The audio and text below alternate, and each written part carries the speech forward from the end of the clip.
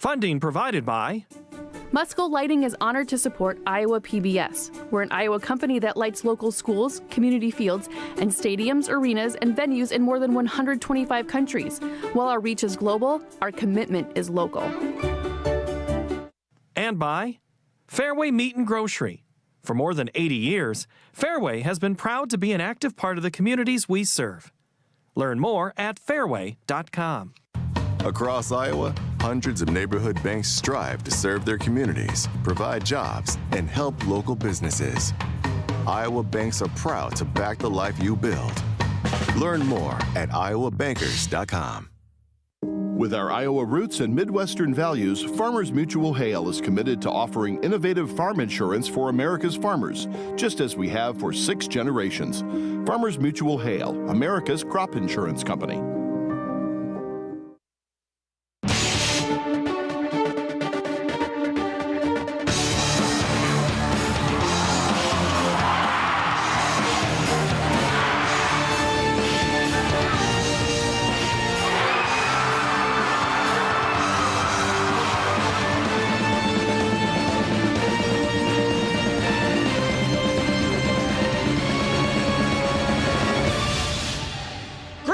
From Des Moines, we are in the downtown at Wells Fargo Arena for our second day of live coverage, bringing you the high school girls basketball tournament championships here on statewide Iowa PBS. Hello, everybody. We're high up top the floor. I'm Paul Yeager here at our on-site sports desk. That's a very good seat for Class 4A, 2A, and 1A events. That's what we're going to have today. In addition to these exciting games, we'll pass along the quality highlights, the analysis and features that you have come to expect from Iowa PBS. And guess what? We're broadcasting it to your primo seats in your living room. We're also streaming online as well. We're tipping off our coverage a little bit early with our pregame show. As such, let's bounce right into tonight's matchups and highlight how the contenders survived the week's semifinals. North Polk and Clear Creek Amana, the Comets won a state title rematch over DCG, and the Clippers beat Gilbert in their opener. Lena Evans for Clear Creek Amana gets it started with a three-pointer, and then a fast break layup there. North Polk and Campbell Schultz. Nice back down turnaround from the block. She would have 11 in the opener and 15 in this one, and then long distance from 3. That is a deep shot. Comets led by 2 at the break. Abby Tuttle up ahead to Jada Pody for the 3. And then Clear Creek had to rally. Here comes Kaylee Stratton to Sam Strage to Avery Lauer. Clear Creek survives a 2-point close one.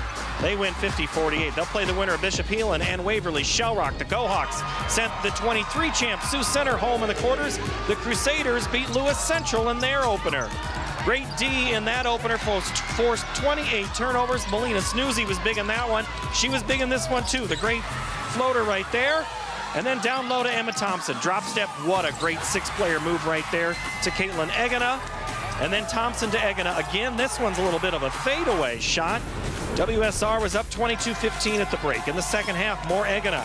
She would have 21 in the quarters, and a big game in the semis was 16. There's her jumper at the free throw line. And the future Leatherneck was big and celebrated that way too. Waverly wins 41-37. That'll set up tonight's championship game, and here's my championship team. Laura Leonard will have the first call. She had 2 last night, so we're going easy on her today, but she's got a good one to start. And Ellie Ruffridge, you know her. She was a program girl, Miss Iowa, and pretty darn good. You'll have 2A and 1A. I'm going to embarrass you any way I can, you two. All right, Laura, let's start with you. Clear Creek Amana, number 1. Their best player, Ava Locklear. She was fantastic in that quarterfinal game. Iowa basketball fans in general have become very familiar with the term triple-double. Yeah, and she almost got a triple-double. She was 1 assist away from getting that triple-double, but her coach calls her a Swiss Army knife. She is a player that can do a little bit of everything. She scores, she rebounds, and the thing that she's added to her game this year is she sees the floor so much better, and she is passing the ball so much better. That's why she almost picked up a triple-double. Clear Creek Amana is undefeated in 4A, top seed. They beat 3A champ from last night, Solon, in the regular season. To win this thing called a championship, you have to do something. Help me with the term. I think is it defense? I don't know much about it. Do you? I don't know anything about defense because I never played it. I just shot the basketball. But I'll tell you, defense does win championships. And they started out the season playing a 1-3-1, which I think is a very difficult defense to be able to score on. They changed out after Christmas to an aggressive man-to-man. They needed that 1-3-1 in the semifinals. They had it in their back pocket, and it helped them get to the championship. Waverly Shellrock comes into this ballgame undefeated as well. Caitlin Egena is the big player for the Go Hawks. She is another one of those, I don't mean to use Twin Towers, but it's that double threat down in the post. Yeah, she is. She's a player that can go block to block. She can get big in the post, but she can step out and shoot that free throw line jumper. She can also go to the boards, but she's really got a good running mate as well, Emma Thompson. She is mainly a paint player, goes to the glass very hard, gives her team extra possessions. We actually have news in this pregame show tonight because there's a question about Waverly Shellrock. Couple of things here. Their double-digit scorer, Brenna Bodensteiner, coach's daughter, she's been held way below her average in this tournament. But the big question becomes Lizzie Fazell. She was injured in literally the last second of the semifinal game. Not sure yet if she will go tonight. What does that mean for Coach Greg Bodensteiner? Well, that means change in personnel, and it means somebody's going to have to come in if Frazell can't go, pick up the scoring slack, but Bodensteiner's going to have to find her shot somewhere on the court. See that first one go in, it's going to take some of the pressure off. Maybe put her on the floor, get inside, get an easy bucket, but they need her to step up big tonight. Laura Leonard will have the call of the 4A game with BJ Shaban in just a matter of minutes, but after that, we'll do the 2A game. Let's tell you who was in that contest. This were a couple of good semifinals as well. Opening game, Sioux Central and Dyke New Hartford. The Wolverines beat Cascade in the quarter. Sioux Central down Eddyville, Blakesburg, Fremont. For Sioux Central early on, Morgan Christian with the jumper and the layup. She would finish with 13. Good shot there. She hits the deck. For Dyke New Hartford, this team can run well. Fast break, Peyton Foster to Peyton Peterson. Then it's Miranda Tyler feeds Peyton Peterson. Gets the rebound as well. Peyton can do so many things. We'll talk about that in a moment. Dyke New Hartford by 5 at the break in the second half. Air ball, but it looks more like a pass to Peterson. The all-tournament captain for 3 times can also do it from the outside. There's her big 3. Dyke New Hartford wins. They are in the title game again with a 58-44 victory. They would play the winner of Westwood and Panorama. The Panthers got by Grundy Center in round 1. The Rebels survived against Central Lyon. Time Betcher to Jaden Sellers and Mia Waddle. And then the loose ball by Morgan Crease with the put in. Crease had 19 in the opener and 6 in this one. For Westwood, Williams feeds Kate Dries for the kick-out 3. Dries would have 6, and then Brenna Johnson. As Westwood actually led this game by 2. Panorama was big in the third quarter when it mattered. 3-pointer for Time Betcher. And then Jaden Sellers gets the rebound, the strong putback there. As Panorama wins 39-36. Ellie Ruffridge will be on the call, and Ellie, the year was 2005. Ankeny has just won the state title for the 4th time in a row. The question becomes tonight, Dyke New Hartford, will they have the same statement they can make about their team? That's a pretty good stat. Actually, Paul, I'm going to stop you right there, because if you go back exactly 100 years ago, Audubon won 4 in a row back in the 6-on-6 era. So don't forget about that team right there. Dyke New Hartford could very well join that rare company tonight. I'm glad you feel so comfortable that you can say, actually, Paul, and point out the change. I love it. All right, let's talk history, though, here, Teach. 3-time volleyball champs for this team. They're going for 4 tonight. Peyton Peterson's kind of been in the middle of all of it. I mentioned she's been the all-tournament captain in volleyball all 4 times, 3 times in basketball. She's off to that pace already. The question is, what does she do so well on the basketball court?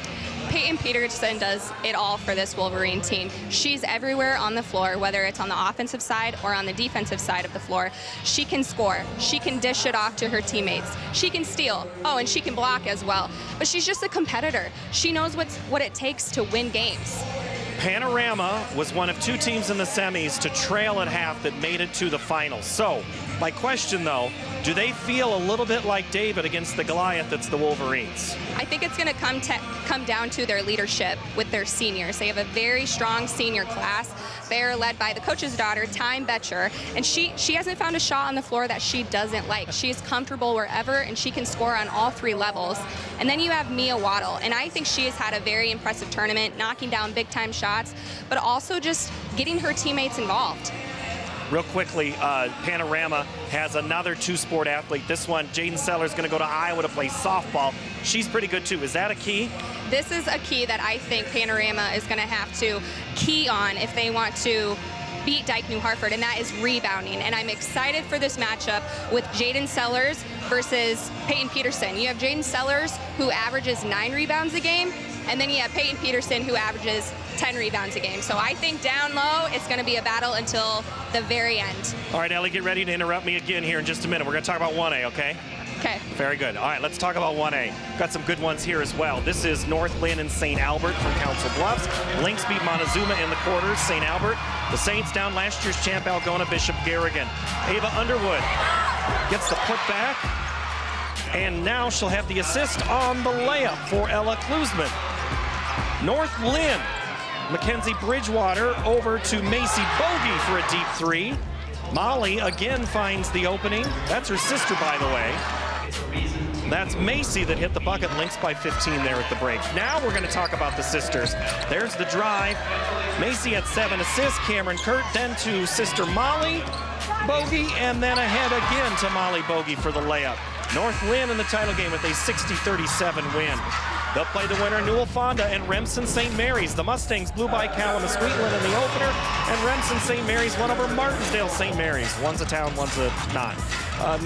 Remsen early on, bounce pass, nice layup from Mia Bunkers.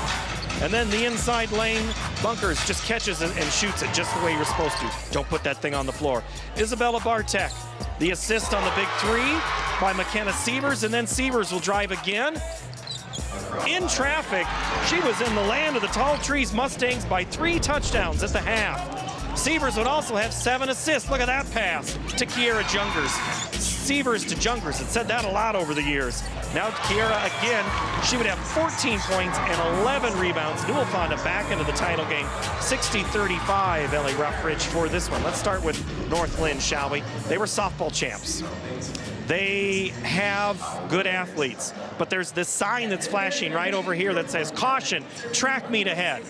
Are you sure it's going to be a track meet or a cross-country meet? Could because be one. North Lynn, keep in mind, they have the 1A state runner-up in cross-country, and that's coach's daughter, Megan Wheatley. So, I don't know, endurance might play a part in this game. So, North Lynn played Newell Fonda in the semifinals, lost. Motivation gets talked about all the time. Michael Jordan always seems motivated. Can the same be said about North Lynn? I think so. I'm thinking this is going to be a game of redemption because both teams came up short last year here at the state tournament. So I think anything is possible in this game. Let's go to Newell Fonda. Again, teach. Let's go history. Sievers, Larson, Jungers, Hinders. I know you teach social studies, but it's close enough in my book. Those are some very familiar names for Newell Fonda. Very well-known names. It's like they're here at the state tournament every single year. They've done it very well, and they run the ball well, and they almost wear teams down. So can just 5 players do that? Well, that's what Newell Fonda has for their advantage. They played about 12 deep, so you're going to see they're going to sub 5 in, 5 out, and that's to keep fresh legs, fresh bodies. And you're going to see that because they like to keep the press on the entire length of the game. All right, Ellie, I'm going to ask you one thing. You played in a couple of state championship games. What's going through the girls' minds right now as they get ready to go out? Excitement. I mean, if you look around, there's no better feeling than playing on this stage around the community that's been rallying around you for the entire season. Excitement. I bet they're anxious just to get out there to start getting some shots up. But then when tip-off comes, it's like the nerves just go away. And Laura, you had prime seat last night for those 2 games. This environment for that 5A and 3 games, electric. What was it like sitting courtside for those games? It was amazing. I mean, it was loud in here, and the fans were going crazy. And I'll tell you what, for both games, and it has just continually built year after year the excitement that we get here at Wells Fargo Arena. And tip of the cap to the Girls Union and what they have done, and a tip of the cap to Jean Berger on her way out. And my tip of the cap goes to you, Laura Leonard. Thank you so very much for your insight. Ellie Ruffridge, good to see you too. Enjoy your calls again. Great to work with you again. Have fun tonight, okay? All right, that's it for us in this part of the pregame show. Now we're going to go down to the floor for part of the pageantry here and the All-Iowa Dance Team. Ladies and gentlemen, please welcome the All-Iowa Honor Dance Team under the direction of Kathy Inyart as they perform for your pregame entertainment. 50 dancers will...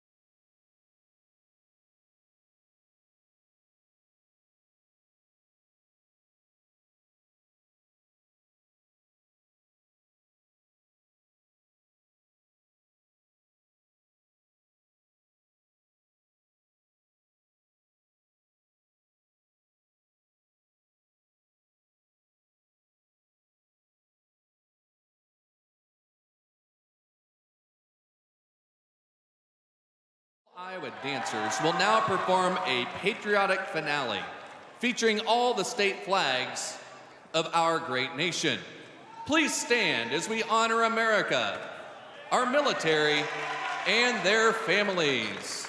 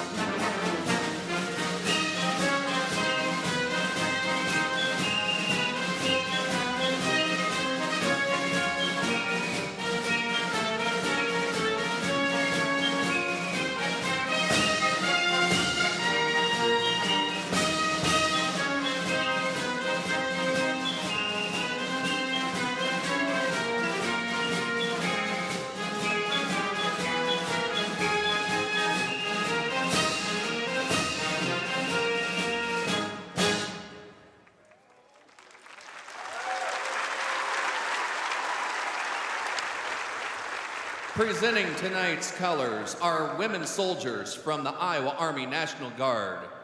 The national anthem will be sung by Lily Schloss, a senior from Clear Creek Amana High School.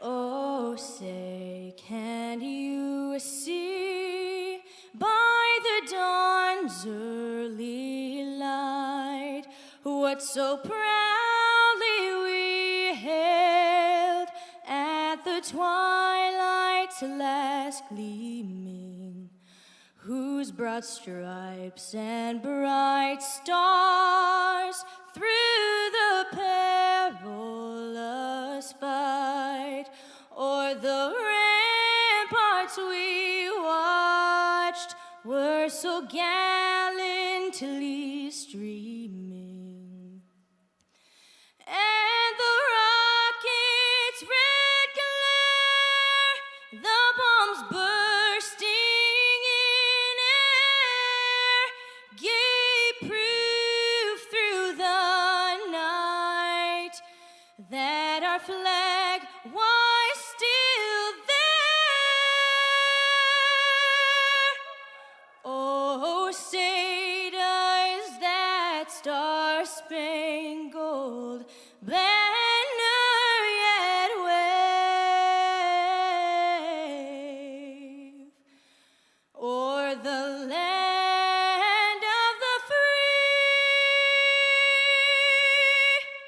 and the home of the brave. Lily Schloss from Clear Creek, Amana, and the All-Iowa Honor Dance Team.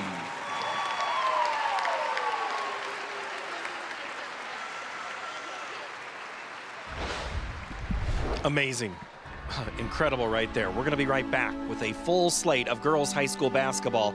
The 4A, the 2A, and the 1A championships tip off next right here on Statewide Iowa PBS.